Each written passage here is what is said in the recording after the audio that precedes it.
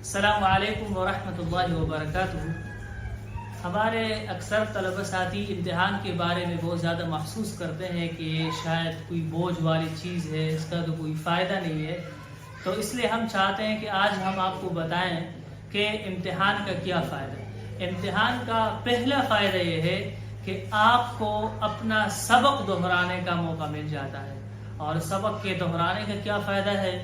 تو یہ تو آپ جانتے ہوں گے کہ علم ہی مذاکرہ کا نام ہے، کہ جب مذاکرہ ہوگا اس کو ہم دہرائیں گے تو اس وقت ہمیں اچھے سے اچھا سبق یاد ہو جائے گا۔ اذا تکرر تقرر، جب بات بار بار کی جاتی ہے تو وہ دل میں اور دماغ میں بیٹھ جاتی ہے۔ دوسرے نمبر پر امتحان کا فائدہ یہ ہوتا ہے کہ آپ کے اندر تنظیم آتی ہے، آپ کی زندگی منظم ہو جاتی ہے، منظم طریقے سے آپ امتحان حال میں جا رہے ہیں، اپنے اسباب کو منظم کر رہے ہیں، جو اپنی زندگی سے خارجی کام ہیں ان کو آپ چھوڑ رہے ہیں، تو زندگی کا منظم ہونا یہ ہم امتحان سے سیکھ رہے ہیں۔ تیسرے نمبر پر فائدہ یہ ہوتا ہے کہ آپ کی زبان کے اندر سلاست اور آپ کی بیان کا جو مہارت ہے وہ اچھی ہو جاتی ہے، تیز ہو جاتی ہے، اس لیے کہ امتحان میں ہم سبق دہراتے ہیں تو دوسرے کو سمجھاتے ہیں یا دوسرے کو سمجھتے ہیں، یا پھر تقریری امتحان میں ہم کسی استاد کو سبق سنا رہے ہوتے ہیں